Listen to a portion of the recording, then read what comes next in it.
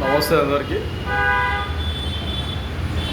రాజకీయ పార్టీలు దాదాపు కొన్ని ఏళ్ల నుండి ఆంధ్రప్రదేశ్లో కానీ, ఉమ్మడి ఆంధ్రప్రదేశ్లో కానీ, ఎక్కడైనా కానీ ఒక ప్రాంతీయ పార్టీలు కావచ్చు, లేదంటే కేంద్ర పార్టీలు రాష్ట్రాలలో విజయకేతనం ఎగిరేయచ్చు.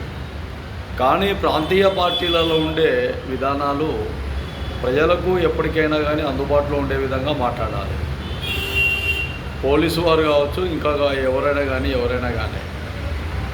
ఒక నాయకుడు బయటికి వస్తున్నాడు, ఒక నాయకుడు ఒక స్టేజీ పైన మాట్లాడాలి, ఒక నాయకుడు ఒక చోట ధర్నా చేయాలంటే ఖచ్చితంగా పోలీసు వాళ్ళు అక్కడ ఉండాల్సిందే. అలాంటి వ్యక్తులను బట్టలు ఊడదీస్తాము, మీరు అధికార కూటమి పార్టీలకు కొమ్ముగాస్తున్నారు అని మాట్లాడుతున్నారు. ఎక్కడైనా ఏ అధికారంలో ఉంటే ఆ అధికారానికే పోలీసు వారు ఆ అధికార విధి విధానాలతోనే నడుచుకోవాల్సిందే. అది వాళ్ళకు ప్రోటోకాల్.